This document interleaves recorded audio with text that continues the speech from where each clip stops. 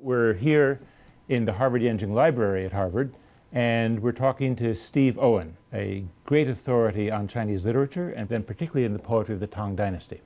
As an historian, when I think about literature, I think about it as, in some sense, the way to think about culture.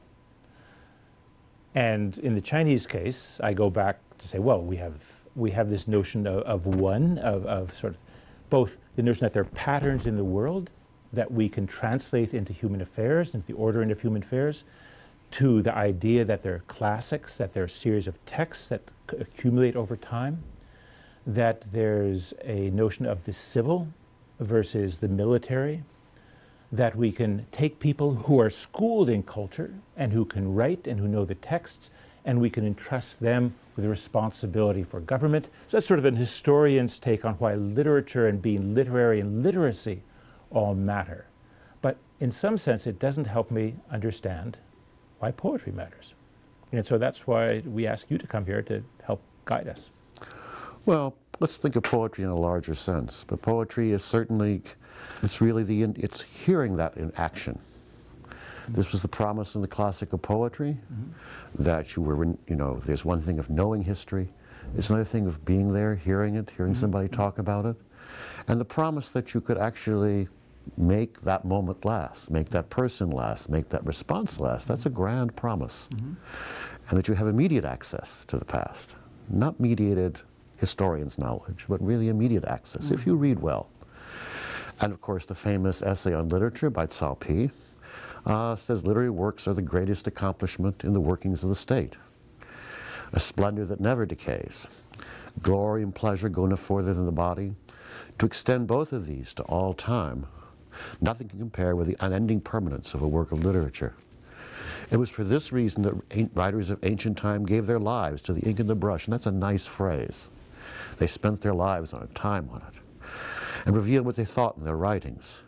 Without recourse to a good historian or dependence on a powerful patron, their reputations have been passed on to posterity on their own force. Well, that's a big claim, isn't it? It's a huge claim, and it's not always true, but it's a promise. What strikes me about this passage is that it's both political in the first sort of paragraph, but in the second paragraph it says, but you know, it doesn't depend on politics. There's something here that has enduring value beyond what historians think and what politicians do. Indeed.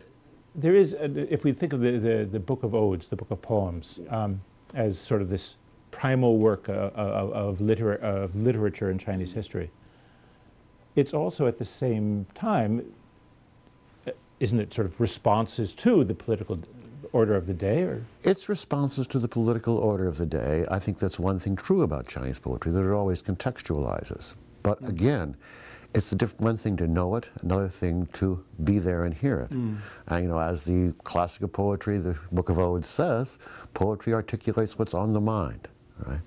This is that famous phrase, shi yan zhi, right? And that's, that you actually hear the moment in the poem. So are we in a situation then when we're thinking about poetry as sort of self-expression, the individual expressing himself or herself and responding to the moment? Is that it?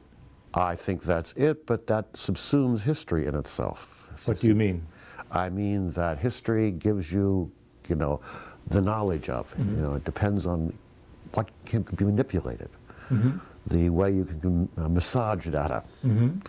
But the promise of poetry is you really reveal, when you speak in poetry, you reveal how you really feel about it. You reveal what's there. That's why you don't depend on the good historian. Well, but in a sense, when you're saying you reveal what's there, poetry is still, a poet is interpreting the world, isn't it? A poet's interpreting the world, but can you interpret the world without somebody responding to it? Okay. Can you give me an example? I could give you the way the classical poetry was read. Okay. That is that that what would we know about what's going on in the domains, how it was, without the person's speaking of the situation. So in that sense, the record of poetry is also a kind of reality of its own. It is a reality of its own. It's a mediated reality. By that I mean that it's the way an individual sees it, the way an individual responds to it, but what we know of the world is always that.